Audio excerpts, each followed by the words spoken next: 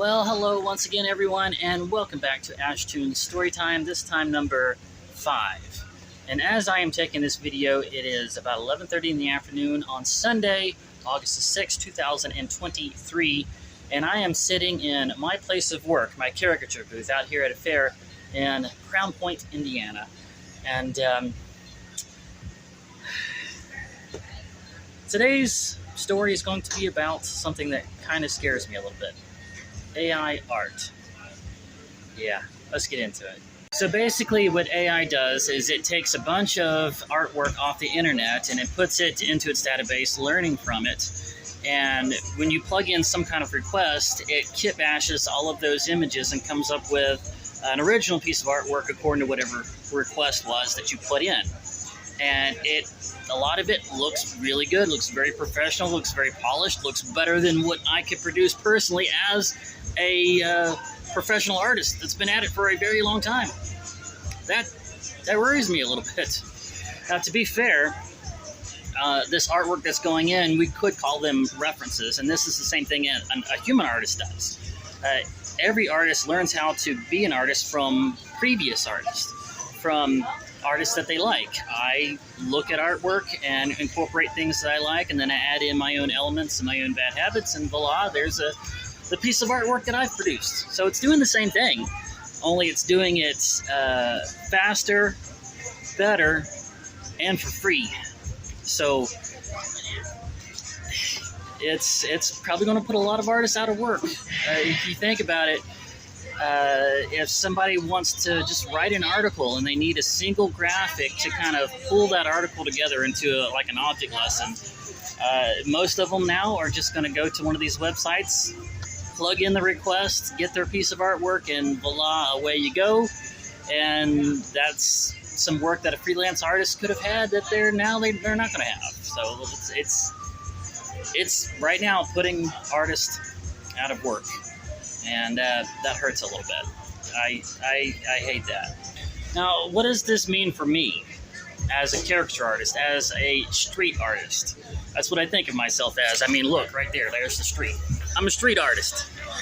What does that mean for me? Well, first off, it means that there's a very good chance that sometime in the near future, all these people that are streaming by will look at my prices and they'll say, we're not going to pay that. I can upload a picture to one of these websites and I can see what I look like as a cartoon and I don't need you. That's very possible. I like my job and I don't want it to go anywhere. It took me 16 years, first at the theme parks, then the boardwalks and gigs, and then the festivals, and now mostly fairs. Starting off sleeping in my tent with a strict diet of hot dogs and ramen noodles, until finally now I'm in a 26-foot long camper with air conditioning and a king-size bed and a kitchen for running water, nice sturdy tent, and a comfortable living. It's taken me a long time to get to this point, and I really like it, and I don't want it to go anywhere. But there is the reality of things. There's a fairly good chance that, yeah, my job's going to go away. But I have to remind myself that this is all part of the free market capitalist system, and I still believe that the free market capitalist system is the best system that has ever been tried. And it's like an ecosystem that thrives best with a non-regulated, hands-off approach, where whenever a big piece of new technology is introduced into said system, there's going to be very high highs and very low lows, and there's going to be some scrambling and some reshuffling, and people are going to go bankrupt and they're going to lose their jobs. But eventually the system figures out what it's going to do with this new piece of technology, and things level out, people find their place, and the eventual result is better than if you had tried to take that technology and squelch it and regulate it. There's some caveats to that when it comes to, I'll go over that in a second. But just think about like when the combustion engine was first introduced, and people that, you know, the steam-powered trains and horse and buggy and stagecoaches were so worried about it, and there was a lot of car manufacturers that started up and lots of them that just went bankrupt because they were finding their place. And eventually, now we all have vehicles. We all have personal vehicles, and we can get around faster and better than they ever did with the horse and buggies and mules and stagecoaches and trains. And we have the capitalist system and ingenuity and not trying to stop it. Oh, you're going to put all the stagecoaches out of business. We're going to stop this. We're going to regulate it. They didn't do that. They let it run its course, and we're better off for it. The same thing with the internet. You guys, a lot of you probably lived through the dot-com bubble when there were so many venturists that just started up a bunch of new e-commerce websites, and a lot of them went out of business, figuring out what works and what doesn't. And eventually, we figured out how it was done, and now you guys can just think about a yoga mat and it comes sailing through your kitchen window. And we have the non-regulated, hands-off approach, capitalist free market system to thank for that. And I think AI is the next big technology, and there's going to be some turmoil and some highs and some lows and some people that go bankrupt, and they'll have to go out into the world and figure out, how can I take advantage of this new piece of technology and use it to my advantage? Or how can I just try a different career and figure out something else and use the business experience that I've had in art and try to apply that somewhere else and maybe get another job somewhere else, and maybe they'll end up better off. It's hard to make money with art, even before AI. So it's that's the way things are going to have to go. There's really going to be no squelching this and putting a leash on it. It's going to go. It's going to do what it's going to do. Now, there is a couple of disadvantages, I think, that are going to slow AI art a little bit.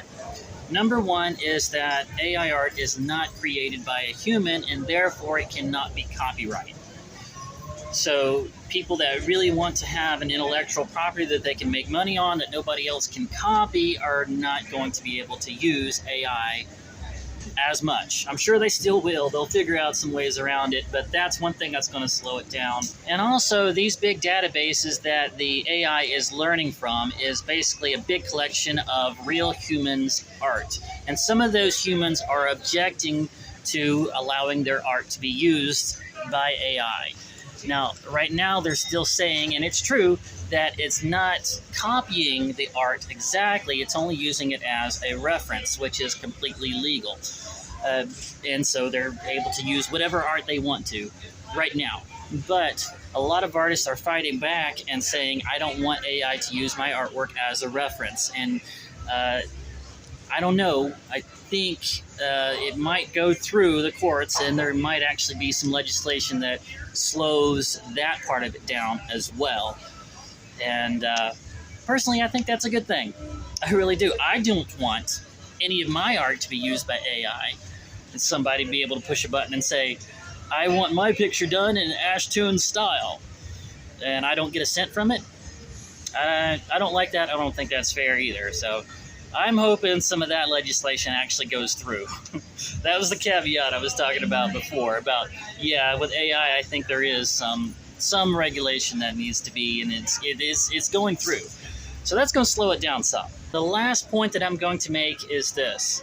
As a street artist, as a caricaturist out here at a fair, we're not just selling the artwork. We are also selling the show and the experience. So, what do I mean by that?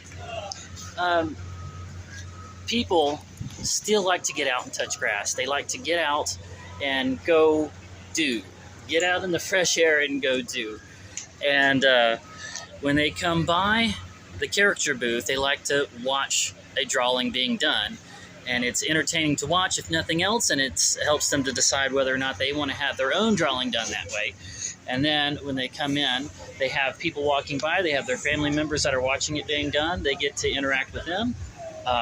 It's my job to make them feel comfortable, to talk to them and to provide an entertaining experience. And then, of course, there's the big reveal at the end.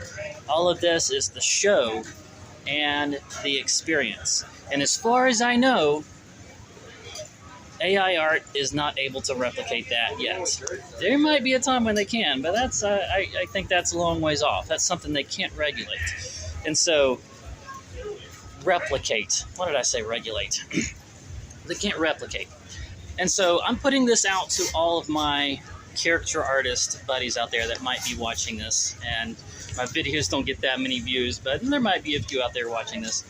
Guys, those two aspects, the show and the experience, are going to be the only thing that you can compete, that you can do better than the AI. And so those two things you're going to have to really embellish and improve on and sell more than anything else. So I'm going to have to do this better. We're all going to have to do this better if we're going to be able to compete in this new world of AI. And that means we're going to have to get better at making people feel comfortable and entertained. We're going to have better and flashier booths. We're going to have make things more showy, bigger banners, more flash. We might even have to start putting big flat screens out so people further away can see the artwork being done. But that is the only way that we're going to really be able to still exist and compete in this world, is take those two things that AI can't do, the experience and the show.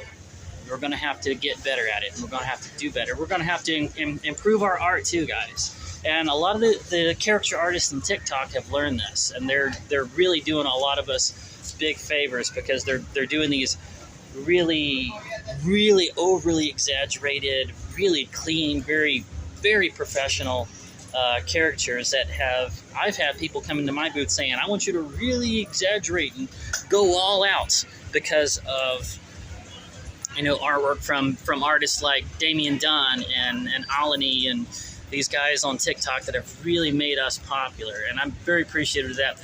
That's how we are going to be able to still exist. We have to sell the experience. Okay. That's it. I'm going to stop talking now. That's it. Now, I found that when I start getting anxious about my life in the future, it's best to go back to some really old-fashioned comforts. And there's no going back further than the comfort of the Gospels, and there's really no beating it. This time we're going with the book of Matthew, chapter 6, verses 25 through 27. And this is the Sermon on the Mount. No better place to go when you're feeling anxious. Trust me on this one, other than maybe the 23rd Psalm. Here we go. On this account, I say to you, stop being anxious about your souls, as to what you will eat, or what you will drink, or your bodies, as to what you will wear. Does not the soul mean more than food, and the body than clothes? Observe intently the birds of heaven, because they do not sow seed, or reap, or gather into storehouses, still your heavenly Father feeds them. Are you not worth more than they are? Who of you, by being anxious, can add 1 cubit to his lifespan? Well, there you go. That kind of puts it in perspective, doesn't it? Don't worry. Your heavenly Father's got you. He's got you. He'll take care of you. It might not be a lavish lifestyle, but your needs will be met. You may not get what you want, but you get what you need. Before I let you go, I'm going to remind you guys once again that as long as you're still breathing, no matter what you have done, no matter who you are, there is still time to get your heart right with God. upci.org is a good place to start. Don't forget to go ahead and give me the good old thumbs up while you're at it. Subscribe, comment, share around, do all the things, and I look forward to seeing you in the next one.